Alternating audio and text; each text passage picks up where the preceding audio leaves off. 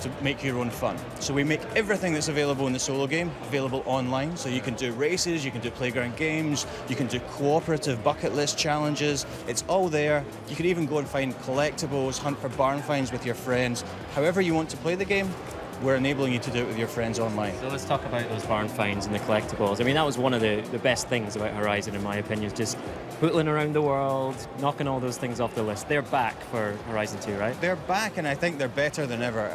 So we've taken the opportunity to refresh those cars. So now more than half of them are cars you will never have seen before in the Forza franchise, which makes it extra special when you discover them. I guess the trade-off there is that with our truly open world, we have just so much more space to hide those barns in. Right.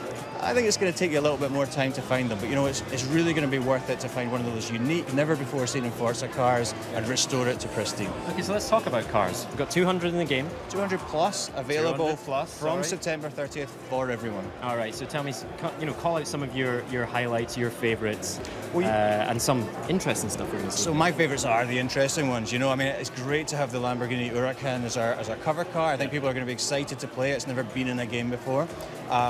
We have some extreme off-roaders as well, as befits our truly open world and the all-terrain nature of it. We have the Dodge Ram Runner. We have the Local Motors Rally Fighter. Really challenging off-road cars. But my favourites are the cult classics, the personality cars. We have a 1945 Willys Jeep.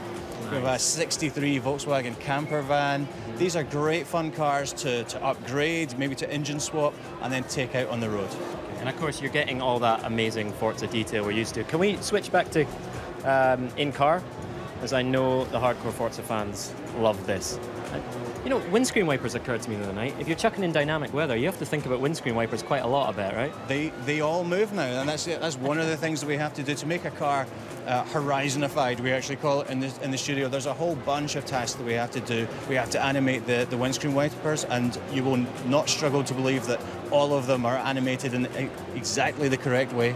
But we also make the dash illuminate, again, as the real car will. We have to make it get wet, so inside and out.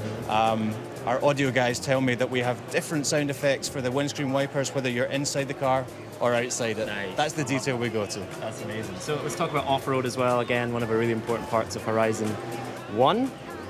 It's back, I guess, right? It's back, and we're doing lots more of it. And the map is, I think, 3 times bigger in terms of the drivable space. And that's not necessarily roads. That's fields of crops. That's vineyards. That's forests and hills. And once you get into the game, once you really get into the flow of it, we're really teaching you to go off the beaten track, to find the best route to wherever you're going. Forza has done a great job of training people to follow the green line over the years. We're kind of disabusing you of that notion a little bit and encouraging you to find your own route. And it's just crazy fun to barrel over hills and through fields, going to your next destination. And the thing we really have to drive home here is that hey, we came first that time. Nice, getting warmed up. He can stay. So you're going to be able to do all of this in car clubs as well, right?